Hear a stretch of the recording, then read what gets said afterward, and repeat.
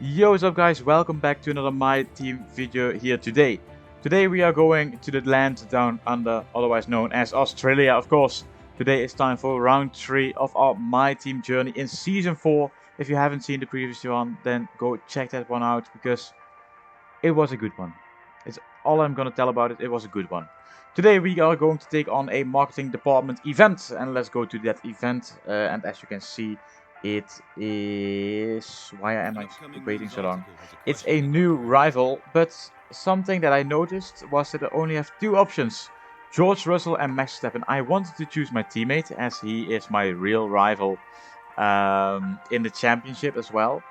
But yeah, still, I feel like if I need to choose from these two, I have to choose from Max Verstappen because, of course, I feel like Red Bull is a bit more into the title fight compared to Mercedes.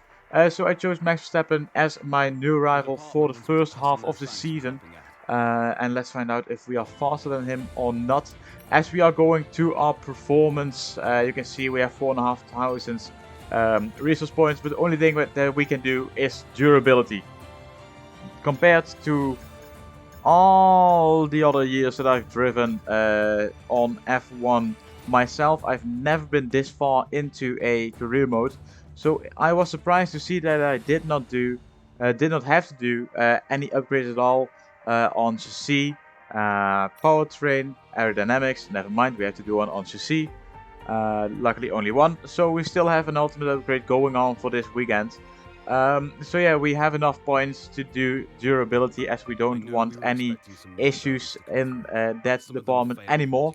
Of course, chassis, we need to change one upgrade once again to make sure that we get our maximum brakes that we can get, but that will go in time for the Chinese Grand Prix. And of course, we can't do anything else. You can see one minor and two ultimate upgrades coming in. We won the last Grand Prix. That wasn't too bad. Let's get into quali.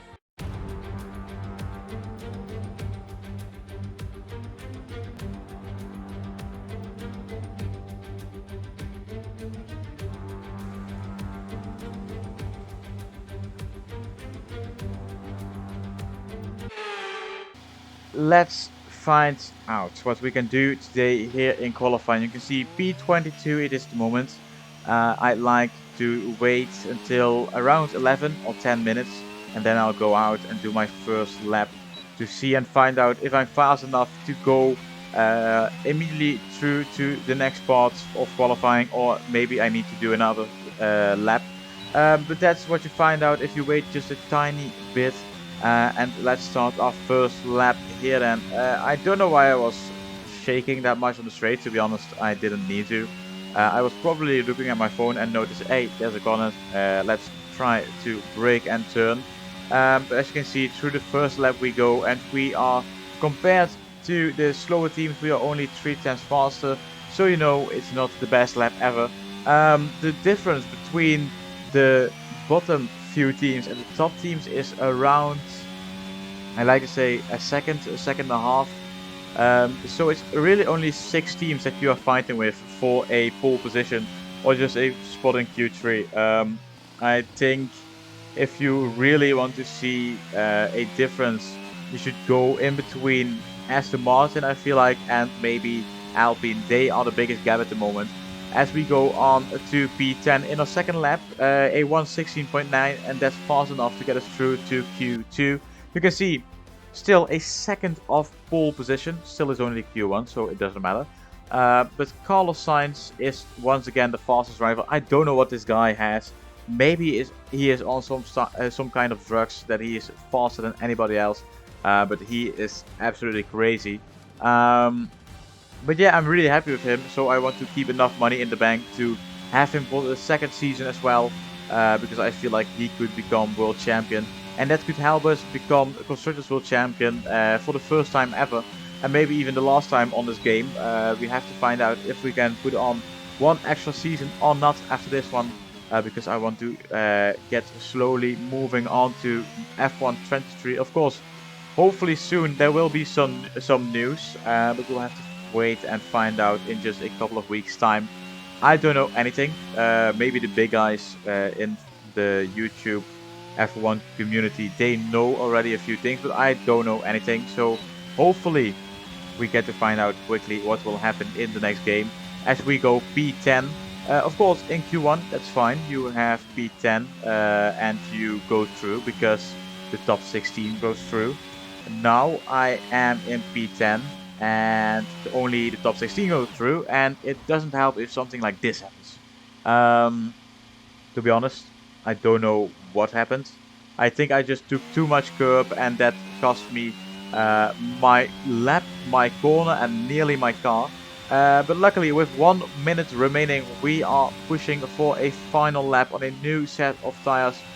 And I don't know, the first lap felt quite good already, but I know for myself that I'm not the best in quali, so I don't know. We are really just fighting with Perez and Alonso for P10. The other drivers are already ahead of me, so I don't think that they will fall behind me. We are at the moment 3/10 faster. As you can see, Ocon and Lawson are ahead of me. Perez and Alonso are behind me. Alonso is in front of me. We are gaining 2/10. Will it be enough to get ourselves through to the next part of qualifying? No. Unfortunately, it is not. We are only in P11, but still, it's not a huge disappointment. To be honest, I know that the top 12 is really close. You can see Lawson still close behind me, and after that, Magnussen 7/10 behind me. So, yeah, you can see a big difference in between Alpine and Haas. Carlos Sainz, once again, the fastest driver with 2.5 tenths. This guy is crazy. I don't know what the hell can stop him. Maybe himself. I don't know. Can he turn this into a win? Welcome to the Australian Grand Prix in Melbourne for what no doubt will be an intense day of racing.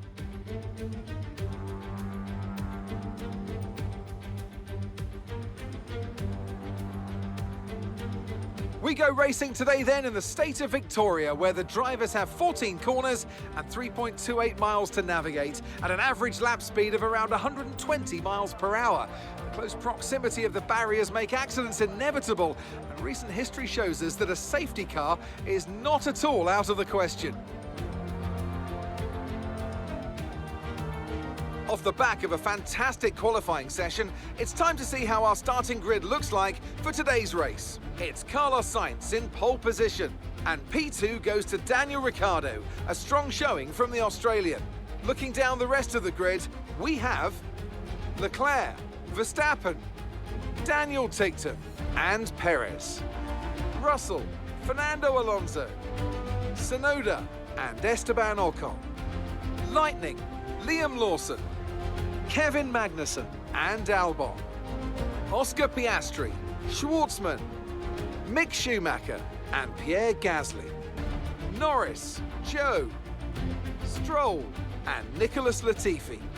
It's almost time for the lights to go out, so let's head down to the track where preparations are underway.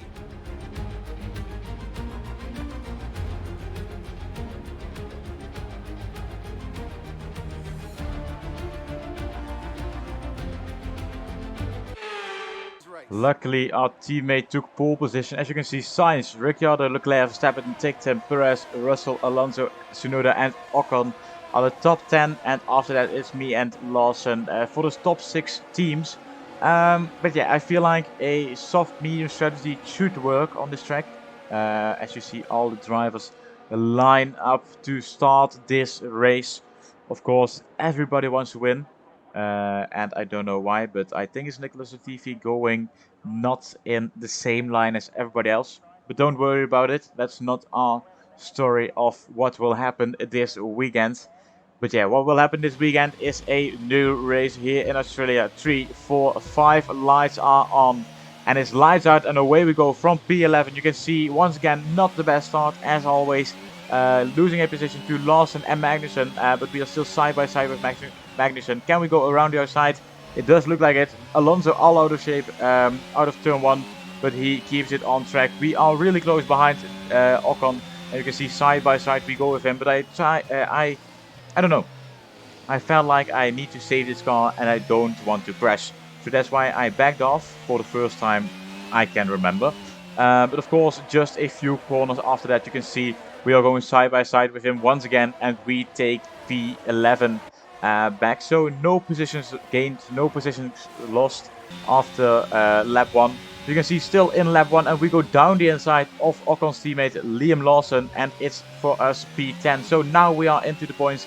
That's what we need, because we want points. We want to win the championship. Of course, our main rival, Carlos Sainz, in P1. I don't know what this guy is doing. He is constantly in P1. I don't even think that this guy has heard of anything else. What the hell is this kind of overtake? He locks up, I lock up. Wow. Let's take a replay from that. You can see we come into turn 3. Fernando Alonso locks up. We lock up as well.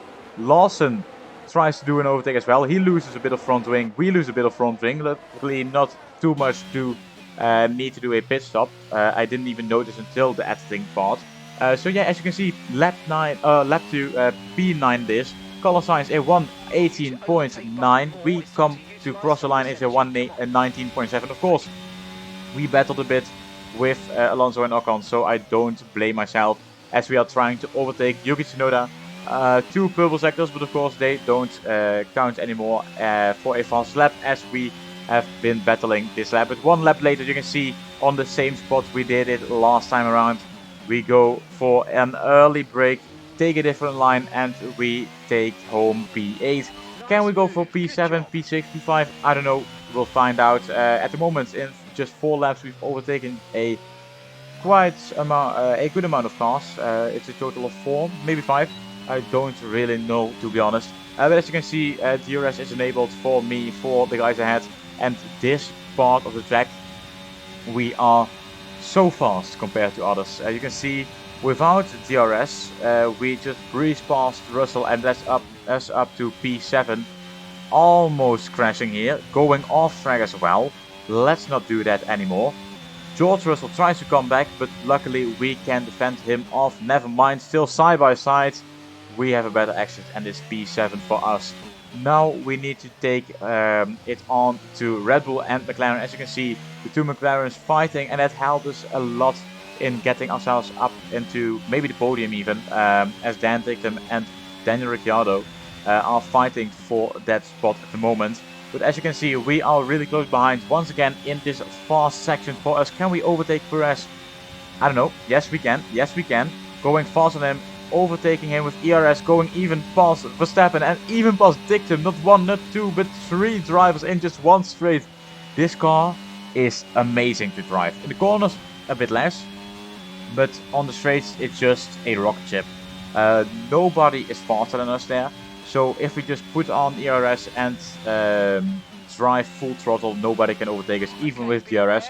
So that's great to see. At the moment, we are in P4 after just 7 laps, so it's a great race so far.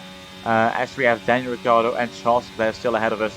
And then it's our teammate Carlos Sainz, I think around 5 to 6 seconds ahead of Leclerc at the moment.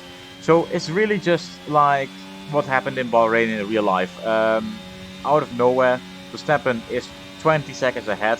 That guy is crazy, just like my teammate is at the moment, as we go side by side once again on the same spot together with Daniel Ricciardo, and we overtake him without a problem. Can we go for P2 as well?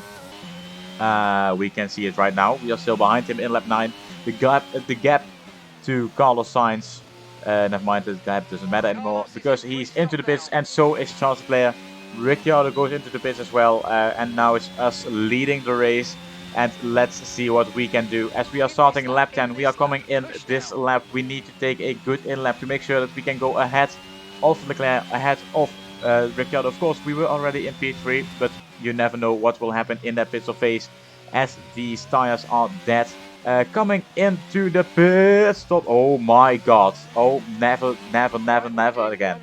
Never again. To be honest, I don't know how we didn't get any damage. You can see I looked at it immediately, but we just didn't have any damage. Our teammate is already past us. Can we get ahead of Leclerc? It doesn't look like it, as he is past right now.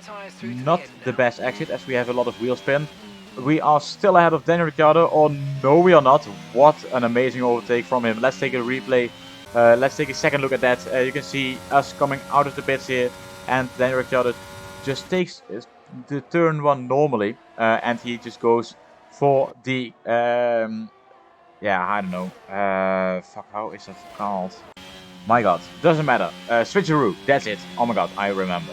But you can see just a lap after that, Ricciardo's already 2 seconds faster, and he is 2 seconds ahead of us.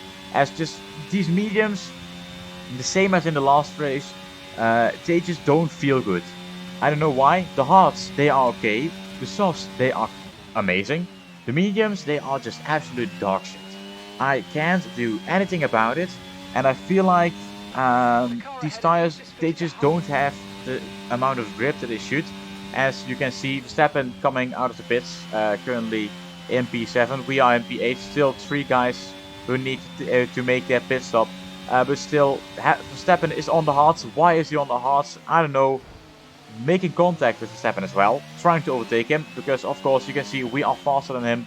And our main rival at the moment is Verstappen as well, because he is our rival due to a comment that I made in the media. And you can see we are back up to P4. Can we get back into the podium? You can see lap 15 it is, so we still have a long way to go. But as I said, these mediums, they don't feel good. On the softs compared to others, I was faster. On the mediums, I feel like I'm the same pace, maybe even slower. Except for Verstappen, he is just slower than us because he's on the... Oh no. Why? Okay, it had to happen. It had to happen at some point. We always have 2 warnings. Sometimes 1, sometimes even none. But this time around, we have to take a 3rd one, and it's a 3 seconds penalty. Luckily Verstappen is on the hards. If he was on the softs, we would have lost P4 and even maybe P5 or P6. As at the moment, there's a yellow flag in sector 1, and it is Nicholas Latifi out of the race. But we need to make sure that we keep that 3 second gap to Verstappen behind. Lap 23 of 29 it is.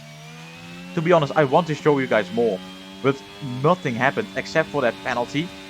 Latifi having a DNF, and yeah, to be honest, not that much more happened. So we are just trying to bring this one home. The gap to Verstappen behind is 6 seconds. Can we get that even further? I don't know. Let's find out. Never mind. The gap is getting even closer as we have a huge moment.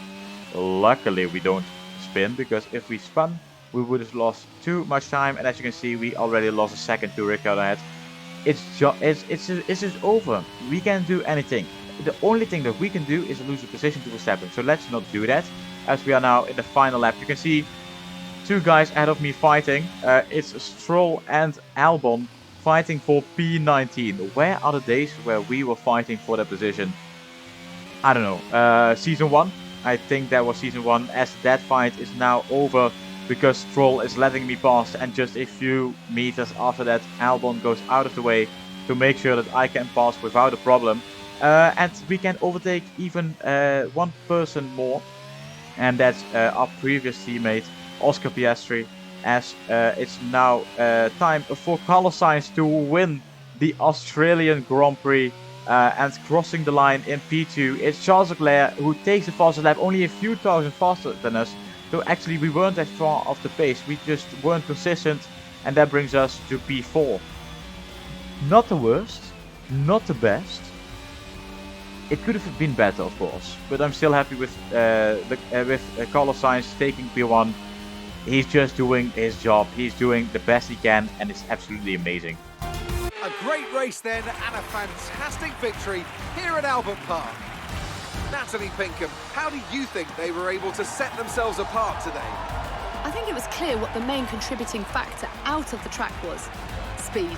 It sounds like an awfully reductive statement, but fast cars win races, and we saw that today with our winner.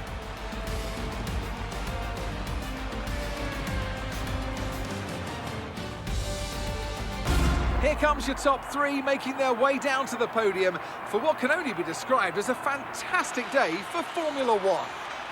So as you can see, Carlos Sainz winning the race. Of course, he took P1 in Bahrain as well. He took P2 in Jeddah in Saudi Arabia, because I won that race.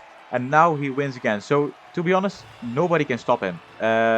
Leclerc in P2 was quite a few seconds behind him, and then Ricciardo in P3, good job from him to get a podium in his home race.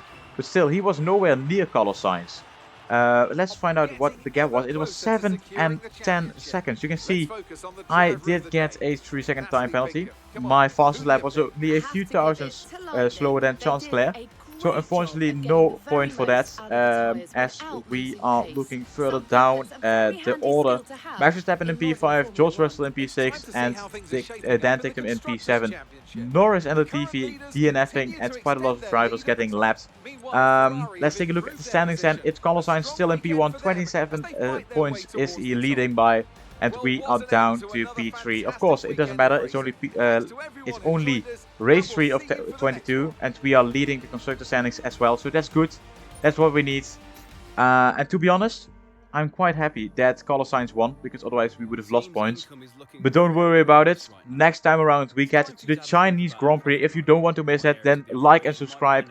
We are currently at 208 subscribers. So we want to get to 250. Can you help me? Yes, you can. Goodbye.